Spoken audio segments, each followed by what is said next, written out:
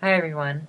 And I was gonna film this outside because I was outside earlier, but my little handy cam thing, the memory stick in it, I don't know what's wrong with it, so I didn't get to do that.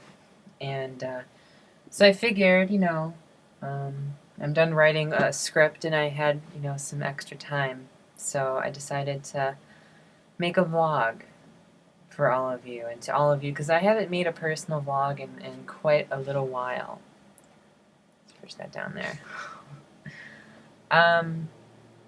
Because I've been so busy with everything else, and I don't think that Tranny Star really, suffices. It's not a personal blog per se, because there's topics every week. But I come to you to share something with you. Someone just let me turn that on to mute. There we go.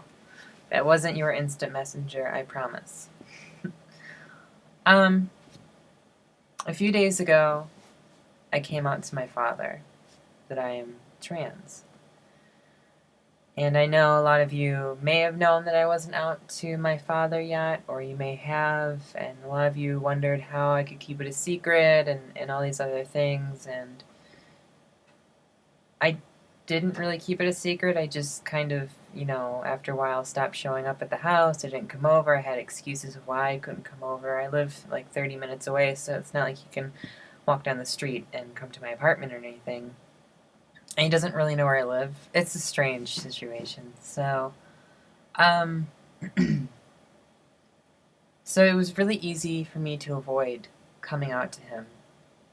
And for a long time, when I first started transitioning, I would detransition started one day every week, and then it was one day every 2 weeks, and then every three, and then, after I got to a certain point in transition, after I went full-time at work, I just figured I'm not going to detransition for him anymore, because I can't. It's too hard to detransition into a male persona, which is an interesting thing.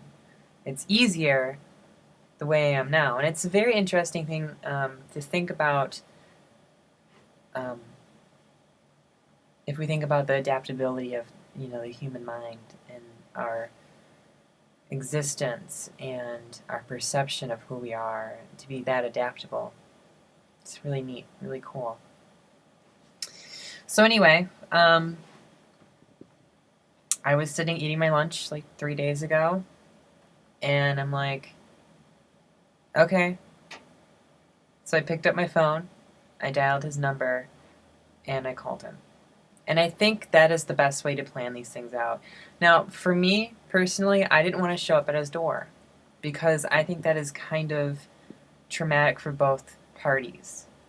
It's very traumatic, and I really just don't agree with it, I'll be perfectly honest. I think it's too much. It's too much for me, and I couldn't do it that way. So I called him, and I got him on the phone, and I think if you're going to come out and you're going to talk to someone or email them, just do it. It's an impulse that you have to just do. You can't think and plan and have a big monologue because they'll fall apart most times because your emotions are activated. So I just started out my conversation and, beat around the bush a little bit and started bawling out crying, before I told him because with all my family members so far, I've just bawled out crying, and I don't know. It's just, and I tell them, I can't help it. I'm just crying, and I really got his attention though, I think. And I told him. I just told him. That's it. I just told him. And he kind of gets it, I think. But there are two reactions, I believe. There's one reaction, the initial reaction of your family. And then there is another reaction that, you have to, that's down the road. That's when it sinks in. It doesn't have to be bad, but there are usually two distinct reactions. So the first reaction, I think he was okay with it. Maybe it made a little sense to him. Now I hope his logical mind that tries to analyze the situation and make sense of it doesn't get in the way of what it actually is. But we'll see. Time will tell. And he started asking questions, and I didn't want to go into the depths of transition on the phone because I was very upset and emotional, and you can't sum up transition in one sentence or paragraph. And I like to use the example, it's like describing a club experience. And this club has 3 distinct levels that are all themed differently, that you've had a different experience in all 3 levels. And to describe your total experience on all 3 levels and describe what the club was like, smelled like, all the details, you couldn't describe it in one sentence or paragraph. So I was like, I'm going to write you an email. How about that? And in depth, put everything in there. So, and I might share that email with all of you because I think it might be very helpful. And maybe you guys can use it and copy and paste it to your parents or people that, you're coming out to. Because I feel like I did really put in there all the key things of what transition is medically, but also how it makes you feel. So, so I sent that off.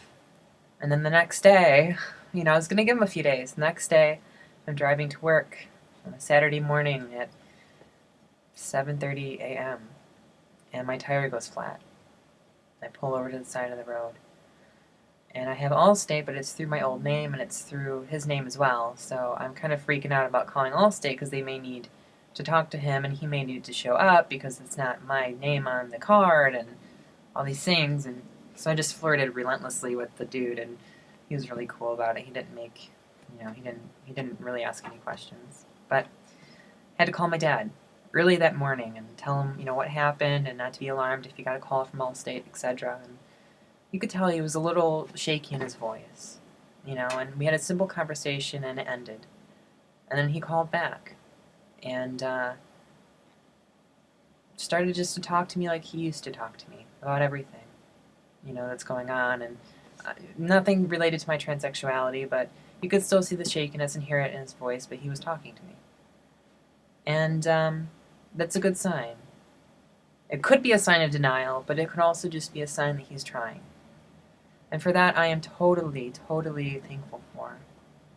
And I've noticed that my delusions and illusions of transition were immense and are immense.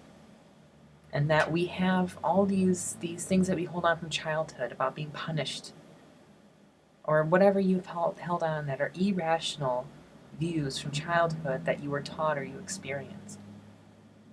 And a lot of these delusions have been starting to degrade right in front of my eyes. And I see the world in a very different way. I'm starting to really change as a person. And that's such an awesome experience. So I tell you all, if you are going through the process and you're at the point of telling your significant other, your family, or whatever, no matter what the ramifications are, do it. And also own it. Own yourself. Really be connected to your heart and who you are. That really makes a difference.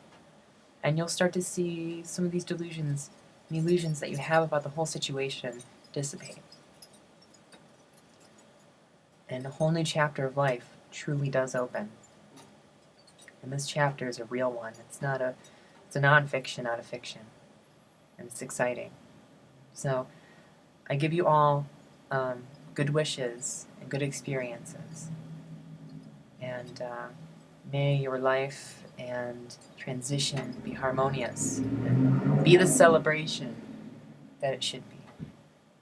All right, I'm going to go now because it's almost 10 minutes. But I feel as though I needed to share this with you. I love you all. Take care. Bye.